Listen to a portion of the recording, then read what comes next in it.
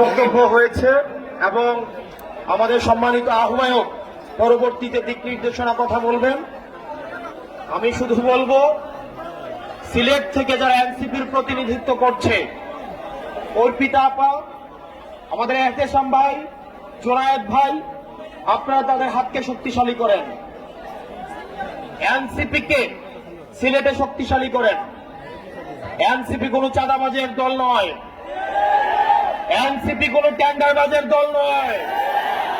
NCP উঠে এসেছে সংকট থেকে, সমস্যা সমাধান করে এনসিপি উঠে এসেছে, ফ্যাসিবাদের কবর রচনা করে এনসিপি উঠে এসেছে, আওয়ামী লীগের চ্যাপ্টার ক্লোজ করে এনসিপি উঠে এসেছে। আপনারা এনসিপির হাতকে শক্তিশালী করুন। আমরা আপনাদেরকে প্রতিশ্রুতি দিচ্ছি, পরবর্তী বাংলাদেশে জনগণের বাংলাদেশ করার জন্য এতদিন পর্যন্ত আমাদের দেশটা হয়েছে ধনিক শ্রেণীর, আমাদের দেশটা হয়েছে বসুন্ধরার, আমাদের দেশটা হয়েছে প্রশাসনের, আমাদের দেশটা হয়েছে আর্মিদের, আমাদের দেশটা জনগণের হয়ে ওঠে নাই। আমরা আপনাদেরকে প্রতিশ্রুতি দিচ্ছি, এনসিপির নেতৃত্বে ক্ষমতা জনতার হাতেই আমরা ফিরিয়ে দিব।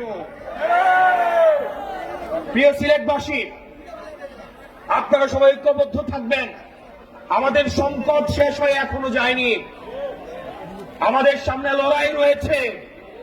ইতিমধ্যে আওয়ামী লীগের একটা পক্ষ, যারা আওয়ামী লীগ করেছে, আওয়ামী লীগের সুবিধা নিয়ে লেখক হয়েছে, আওয়ামী লীগের সুবিধা নিয়ে যারা অ্যাক্টিভিজম করেছে, আওয়ামী লীগের সুবিধা নিয়ে যারা ভিডিও খুলেছে, তাদের প্রতি আমাদের সজাগ দৃষ্টি রাখতে হবে। আওয়ামী লীগ আবার বিভিন্ন রূপে বিভিন্ন ভাবে আমাদের সমাজে তারা আর ফিরতে পারবে না, কিন্তু বিশৃঙ্খলা করার চেষ্টা করবে। তাদেরকে আমাদের ঐক্যবদ্ধভাবে প্রতিরোধ করতে হবে। আপনারা সবাই ভালো থাকবেন, সুস্থ থাকবেন। এই মুহূর্তে বাংলাদেশে কোনো কিছুর প্রয়োজন আছে, বিচার আর সংস্কারের প্রয়োজন আছে, বিচার আর সংস্কারের প্রয়োজন আছে।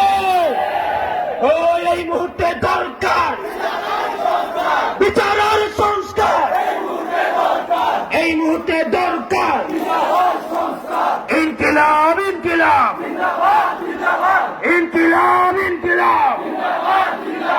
নতুন করে আবার দেখতে পাচ্ছি আমাদের মুজিববাদের পাহারাদার দাঁড়িয়ে যাচ্ছে। তারা কথায় কথায় আমাদেরকে বাংলা ছাড়তে বলছে। আমরা বলবো, চাঁদাবাজার দখলদার বাংলা নয়, তোর বাপ দাদা। ওই চাঁদাবাজার দখলদার